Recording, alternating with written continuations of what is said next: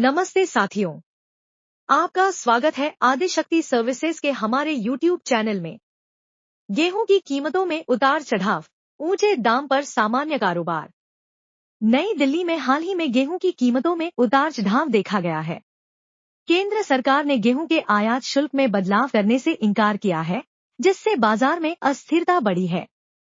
सरकारी खरीद का आंकड़ा लक्षित लक्ष्य से कम रहने के बावजूद खुले बाजार में फ्लोर मिलर्स और प्रोसेसर्स की मांग जोरदार बनी हुई है। विभिन्न राज्यों में गेहूं की कीमतों में मिश्रित रुख के साथ साथ सरकारी नीतियों और बाजार के प्रभाव पर विस्तृत विश्लेषण देखें। जानें कैसे सरकार की नीतियां और बाजार की स्थितियां गेहूं की कीमतों को प्रभावित कर रही हैं और आगे क्या संभावनाएं हो सकती हैं। आपका स्वागत है अनाज बाजार की सर्वश्रेष्ठ समाचार सेवा आदिशक्ति सर्विसेज के YouTube चैनल में। चैनल को लाइक और सब्सक्राइब करें और बेल आइकन दबाना न भूलें ताकि आप हमारे अगले अपडेट्स मिस न करें। हाल ही में गेहूं की कीमतों में मिश्रित रुख देखा गया है, जिसका कारण रोलर फ्लोर मिलर्स और प्रोसेसर्स की जोरदार मांग के बावजूद केंद्र सरकार का गेहूं आयात शुल्क में बदलाव करने से इनकार करना है।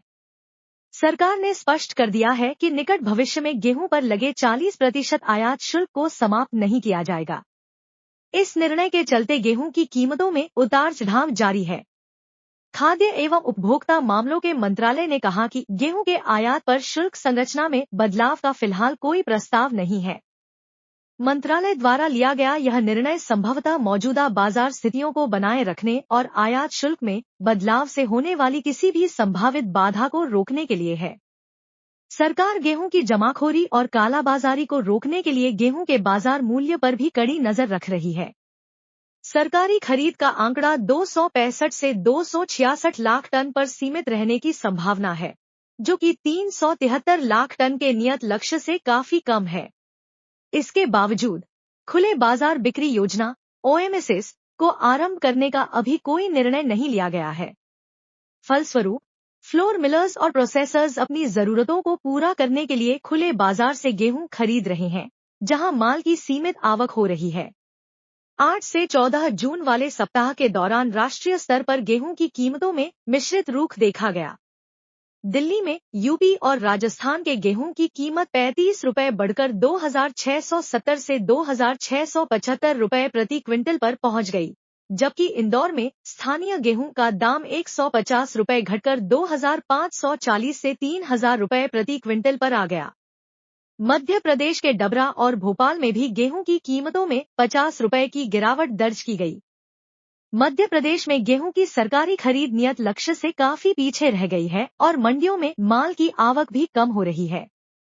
इस राज्य में किसानों से 2400 रुपए प्रति क्विंटल की दर से गेहूं खरीदा जा रहा था, जिसमें न्यूनतम समर्थन मूल्य के ऊपर 125 रुपए प्रति क्विंटल का अतिरिक्त बोनस भी शामिल था। राजस्थान में गेहूं की कीमतें सामान्यतः स्थिर रहीं, मगर बारा में यह 25 रुपए सुधरकर 2450 से 2750 रुपए प्रति क्विंटल पर पहुंच गई। उत्तर प्रदेश में हरदोई में 40 रुपए और गोंडा में 5 रुपए की वृद्धि दर्ज की गई, जबकि शाहजहांपुर में 20 रुपए और गोरखपुर में 50 रुपए की गिरावट रही। महाराष्ट्र की जालना मंडी में गेहूं की कीमत 200 रुपए घटकर 2350 से 3300 रुपए प्रति क्विंटल पर आ गई। देश की प्रमुख मंडियों में गेहूं की कम आवक से यह प्रतीत होता है कि वास्तविक उत्पादन सरकारी अनुमान से काफी कम हुआ है। बड़े उत्पादक कीमतों में और वृद्धि की उम्मीद से अपने स्टॉक को रोक कर रख रहे हैं, जिससे बाजार में सप्लाई प्रभावित हो रही है। इस स्थिति से आने वाले समय में गेहूं की कीमतों में और बढ़ोतरी की संभावना है।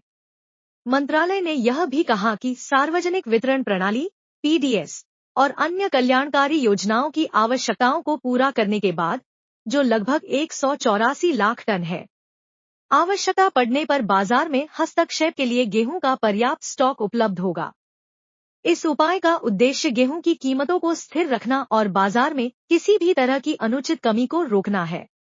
गेहूं के लिए बफर स्टॉकिंग मानदंड तिमाही के हिसाब से अलग अलग होते हैं। 1 जनवरी 2024 तक गेहूं का स्टॉक 163.53 लाख टन था, जो 138 लाख टन के निर्धारित बफर मानदंड से अधिक था।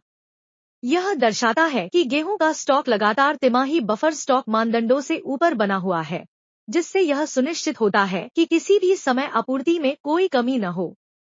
तो दोस्तों, यह थी आज की महत्वपूर्ण खबर।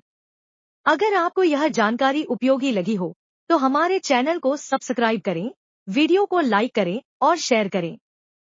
और हाँ, कमेंट करके बताएं कि आप किस और जानकारी की उम्मीद रखते हैं। मिलते हैं अगले वीडियो में, तब तक के लिए नमस्कार।